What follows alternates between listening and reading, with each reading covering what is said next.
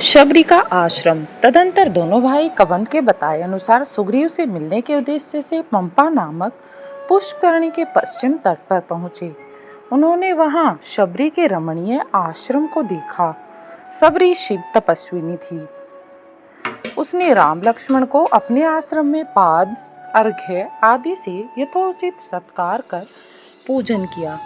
रामचंद्र ने शबरी से पूछा, हे तपस्विनी, तुम्हारी तपस्या में किसी प्रकार की कोई विघ्न बाधा तो नहीं आ रही है? कोई राक्षस आदि तुम्हें कष्ट तो नहीं देते? राम के स्नेह युक्त शब्द सुनकर श्रद्धा भाव से वृद्ध शबरी हाथ जोड़कर बोली, हे प्रभु, मेरे इस आश्रम में आपके पधारने से मेरी संपूर्ण तपस्या सफल हो गई है।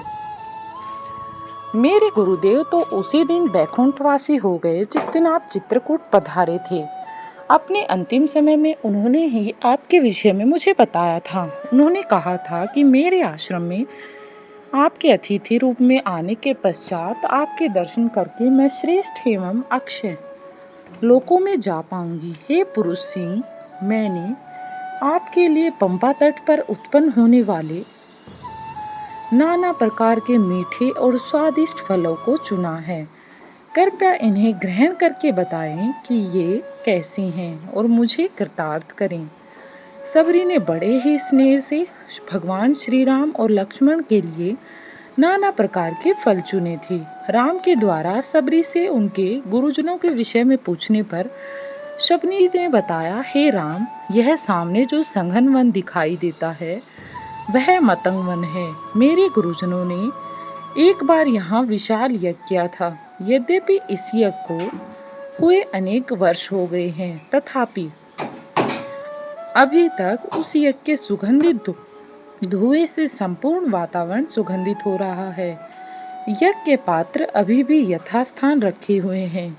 हे प्रभु, मैंने अपने जीवन की सभी धार्मिक मनोकामनाएं पूरी कर ली हैं। केवल आपके दर्शनों की अभिलाषा शेष थी और वह भी आज पूरी हो गई है।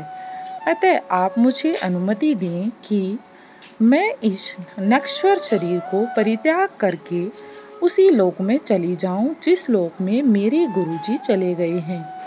शबरी की अदम्य भावना से ऐसे आध्यात्मिक शक्ति को देखकर भगवान श्री राम ने कहा, हे परम तपस्विनी, तुम्हारी इच्छा अवश्य पूरी होगी। मैं प्रार्थना करता हूँ कि परमात्मा तुम्हारी मनोकामना पूर्ण करे और तुम्हें तुम्हारे गुरुजन के पास पहुँचाएं।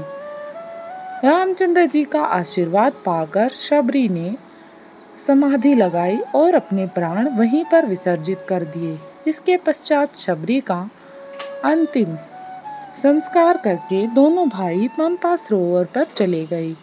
निकट ही पंपा नदी बह रही थी, जिसके तट पर नाना प्रकार के वृक्ष, पुष्पों एवं पल्लवों से शोभायान हो रही थी।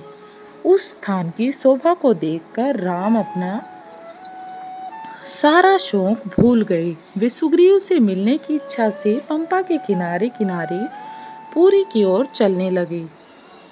और यहीं पर हमारा अरण्य कांड समाप्त होता है।